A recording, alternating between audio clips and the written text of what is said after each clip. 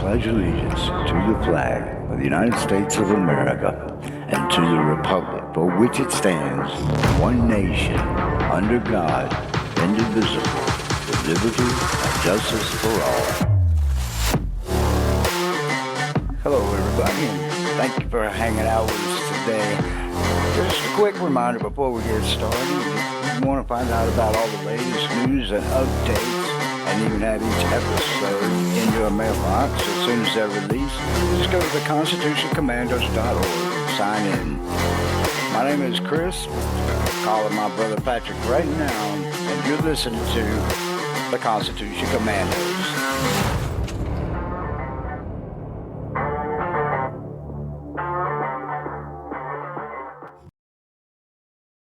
Generation needs to quit tampering with the definitions of words. You know, I mean, I just want to tell them to go stand in the corner, be quiet, and let the adults have the conversation, because it's no different than a child trying to dictate to mom and dad what's going to happen in the house. It don't work that way. You don't know anything. Right. You know, you go over there and be quiet. Be seen and not heard. Yeah. Yeah. On the fairness and equality thing, I mean, that is plastered all over our Constitution. You know, it's even in the Declaration of Independence. I mean, all you got to do is read the Declaration of Independence, and you'll see exactly what we're dealing with right now is what we fought against 247 years ago. And, you know, like we talked about before, I mean, you know, settlers didn't land here in 1600 and something. They've been here since, like, what was it, late 1400s? Early 1500s, so, or at least 150, 200 years before we became a nation. Yeah. But the 13 colonies, they weren't even United States at the time. They were just 13 English colonies. Yeah. You know, all 13 colonies had enough of a problem. It was time to start. It was time to make a change, you know? And that's what we're faced now. But now it's people inside the country that are, you know, causing the problem. I see, that's another thing I don't quite get. And I'm not trying to be the asshole here or nothing, but if you hate this country so much, find another one. Yeah, find another one. But you're trying to change the basic fabric of our country. You don't do that. Right. There are many countries out there that will cater and provide to you the type of government that you're wanting to impose here.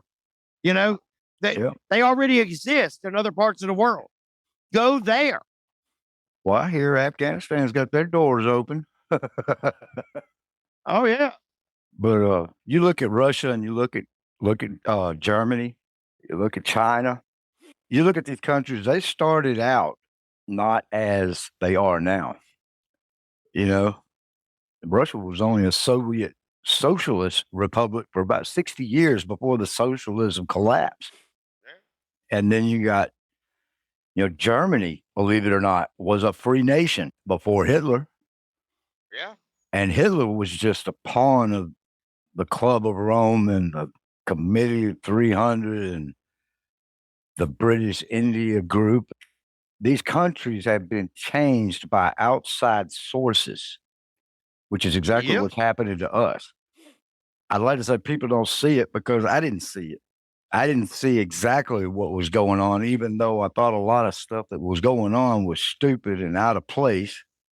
I didn't understand what it was. I didn't understand where it was coming from. Just like growing up in our family, you know? I mean, that's the way it was at home. We didn't know what the heck was going on.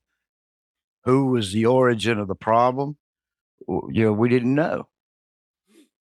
And the whole time, we're living with it, you know? Yeah. And it bothers me more than anything when I hear somebody say, you know, let's not even talk about it. It's no big deal. I don't understand it anyway. So let's just not talk. What do you mean? See, that's the problem.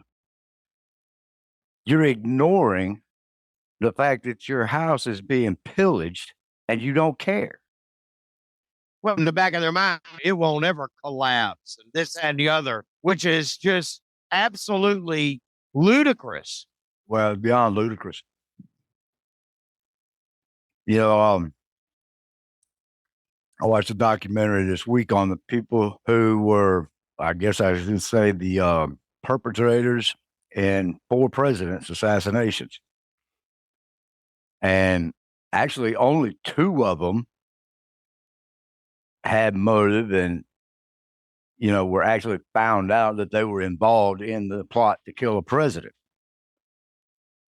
And the rest of it is shrouded in mystery. The deal with Ronald Reagan's attempted assassination. That guy, what was his name? Sirhan Sirhan was the one that shot Bobby Kennedy. And there's actually reports now that Sirhan Sirhan wasn't even close enough to kill Kennedy. Did you know that? Yeah, I think I've heard some stuff about that, but I haven't ever really looked into it. That actually came from the testimony of one of the I guess the Secret Service that was protecting Kennedy, Bobby Kennedy. But he said Sirhan Sirhan was about 1.5 feet away from Kennedy, but the shot was within an inch of Kennedy. That's a great deal of distance when you're talking about prosecuting somebody, you know? Yeah. And Sirhan was also part of the test subjects that were under the MK Ultra testing. So he was programmed for that. But as the reports are given now, Sirhan couldn't have been the one to have killed him because he was too far away, which makes me believe that it was probably one of Bobby Kennedy's bodyguards that did the job because Sirhan was failing on his, you know? Yeah. And, I've said for a long time, at least 25 years, that it was the mafia and the CIA that orchestrated John Kennedy's assassination, and everybody kept defaulting to this. What report was it? The Warren Commission. If you read the Warren Commission, if you have half a working brain cell, that Warren Commission you can identify as BS from the beginning. None of it makes any sense if you look at all the evidence that was presented. And then all the other evidence that came out later leans way away from the Warren Commission report. But, McKinley, let's say it was McKinley and Garfield were the 2 presidents that were assassinated that people did not want alive. Now, what these presidents all had in common was money. It all ties back to the money. None of these presidents wanted the central bank to be involved in our financial system. Yeah. So they were all assassinated. And, as much as I loved Reagan, as it turns out, his own VP was part of the problem. And I didn't realize until I'd read the Committee of 300 thing that Reagan didn't even pick his cabinet. I think he's the only president in history that didn't pick his own cabinet. Got to keep the elites there, man. Got to keep the certain people in certain places if you want ultimate power. Well, that's right. But, when I started reading that conspiracy hierarchy, I'm thinking, how is it a small group of wealthy people? Now, I understand they're wealthy. Everything's got a price. Most people have a price. But how does this small group of wealthy elite manage to control so much? I guess it's easy when you're somebody like J.P. Morgan or John D. Rockefeller. And, it really, they kind of hit the nail on the head when they decided they wanted to take control and turn the drug trade into their major profession. Yeah. Because that's essentially what has taken down every single country that has fallen to these people.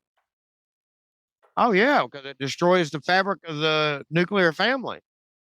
Oh, yeah. I mean, and it, then it becomes a civil disaster. Yeah. You know, Bob had said something to me one time. I didn't really like too much of what Bob said because I just didn't like Bob, but he did say a few things that made sense. But one of the things that he said was in reference to the drug problem. He said, I think the government just needs to legalize all drugs and hire more waste management. Yeah, well, That doesn't really uh, fix the problem, but you know what I'm saying? Just by virtue of him saying it, he realized that there was a drug problem, you know? yeah. But legalize all drugs and then hire more waste management. But then on the other side of the coin, too, think about it. If all drugs were legalized, there'd probably be fewer people doing them. That is a common theory. Well, I mean, it goes to human nature. I mean, even Paul wrote in the Bible that, before the law, the sin was not imputed. Without the law, there is no sin. But then when the law came, he says, my flesh rose up against me and started trying to disobey the law, but now the law is Yeah. in place. So, I mean, based on what I learned in math, if this is true, then the opposite is also true. So, I mean, if we made it all legal, less people would do it. But because it's not supposed to be done, it's supposed to be illegal, more people are doing it. But the bad part is our government's the one that makes it illegal and then they turn around and beat it. And that's a problem that I have too, Yeah. because I've been saying for years the CIA was what brought the drugs into our country in the first place. And Oh, yeah. and they used impoverished African American communities to get it into the country.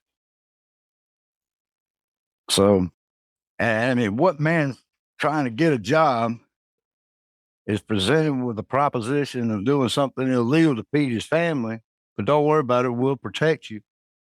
Who wouldn't jump on that? I'm just trying to feed my family, right?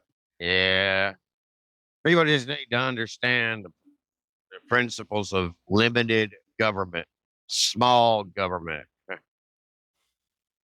Well, I'm afraid there's been so much of the psychological attacks on our people now that I mean, if you look around, I mean, based on what I read in that hierarchy, conspirators hierarchy, I was thinking about this weekend, just working on the website.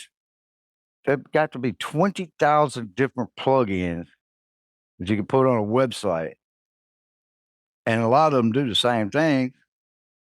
But it's like you got so many decisions to make, you don't know, and you don't really know enough about the decisions you're trying to make that you end up doing what I've ultimately done for 9 or 10 months now. Crash my site at least 3 or 4 times a month. I don't know. I don't Yeah. know. I don't know enough about what I'm doing to pick the right tools to do what I'm doing. And now I'm just aggravated to the point I'm ready to give up. And that's really the way the whole country has been treated. You've been given so many decisions to make, it becomes overwhelming to the point you just give up. Yeah. But I mean, once again, that's on the people. Mm-hmm. If the people would focus on the few, like the main decisions are provide shelter, food, water, clothing. That's your main decisions. Well, how do you go about doing that? You get a job. Well, people need to just simplify their lives a bit. If A they can lot. simplify their lives and look at the necessities and not the wants so much, I'm not saying stay away from what you want. I mean, hey, I want things. I'm going to get them at some point. But number one, I'm not consumed with the thought of getting those things. And then when I do get those things, I'm not forgetting about the essentials. Right. I'm always going to, my focus is always based on clothing, shelter, food, water. Yeah. I mean, that's that if your job provides a greater income than what's required to provide those essentials, then you can enjoy those wants there. Because your needs are met. Yeah. But you just got so many people trying to keep up with the Joneses. I mean, like when we were kids, it wasn't just in our family, but we were taught that if you can't pay cash, you don't need it. We didn't, man, I didn't have credit until right before I bought my house.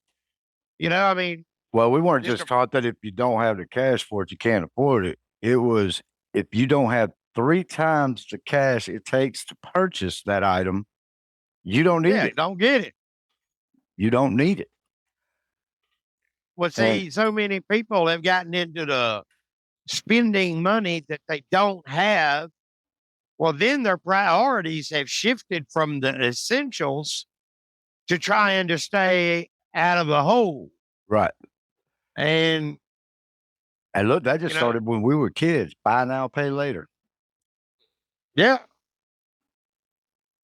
And that's probably one of the things that I can identify as, I mean, that's probably one of the things that I could point out that I remember from in my whole lifetime where I saw something, I just knew that was danger. Yeah. And that was probably the first thing I remember looking at saying, oh, this isn't going to be good. Because what we saw at that point, I don't know if you remember, but when buy now, pay later started, you didn't have divorce court. Yeah. How many times did we hear about somebody going to court to get a divorce and the judge sent them back home, telling them to work it out? Divorce was not a thing. But buy now, pay later, man, that just put a lot of divorce attorneys in business. Yeah. Then the mortgage companies, boy, did they get fat.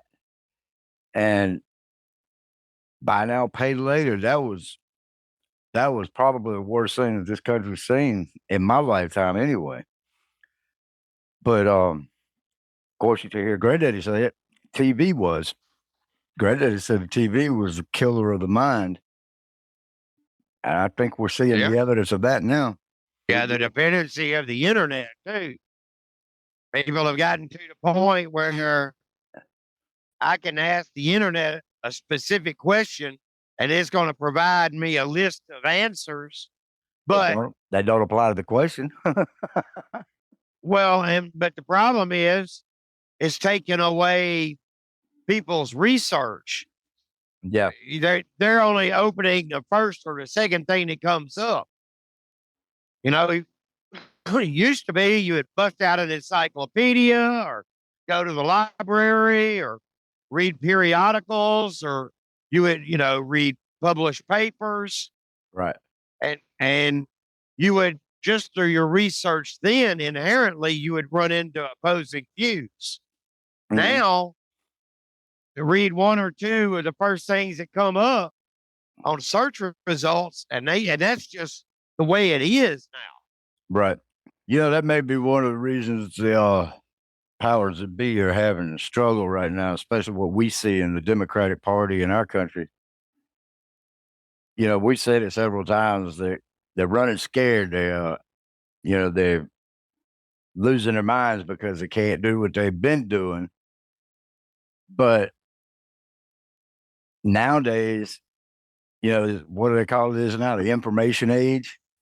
There's so much information going out. There's so many avenues to get it that, when all this came out with television and then personal computers and internet, the powers that be were able to get away with stuff a lot easier.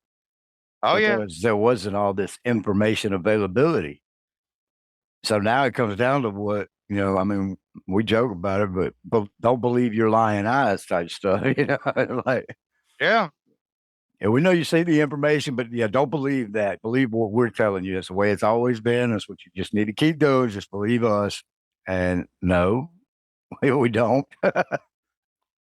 I would like to see I would really like to see people start waking up to the fact that, you know, and a lot of what I get into even heated debates about with people, yes, I know I know that what they're hearing makes it sound like maybe I'm saying, no, you're the problem. You're the reason this.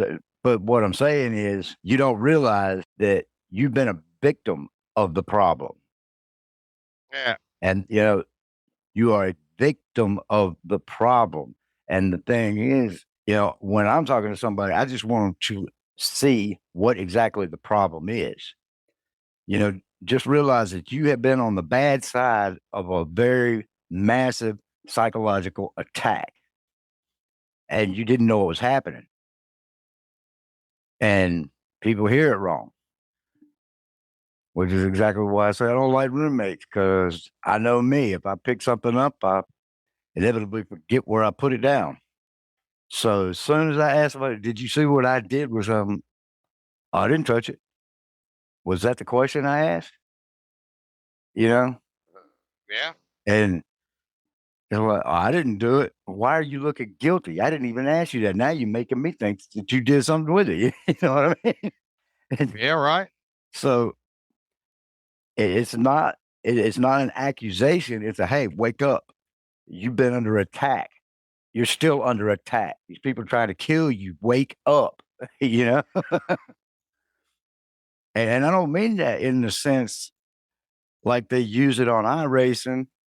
Somebody gets dumped and they say, oh man, you just killed me. That just means in this day and age that you just got your car pushed into the wall and you can't finish the race. That's not what I'm talking about. I'm talking about the people you've been a victim of are trying to kill you, put you in a grave. They may not even put you in a grave. They probably just leave your carcass laying in the middle of the road somewhere. They literally want you dead. Yeah. And I think that's what bothers me when I hear people say, well, I don't want to talk about it. It doesn't affect me. Okay, you're not hearing me. They are going to take the life from your body. Yeah. They want you dead. They only want 500 million people left. That's right. So, do you have some type of assurance that you're going to be one of the 500 million? You could just about assure yourself that you're not. Yeah. I mean, if you're not in the top echelon of wealthy people in the world, you can go ahead and count yourself out of that lucky 500 million if you want to call them lucky. Yep. Bunch of useless eaters.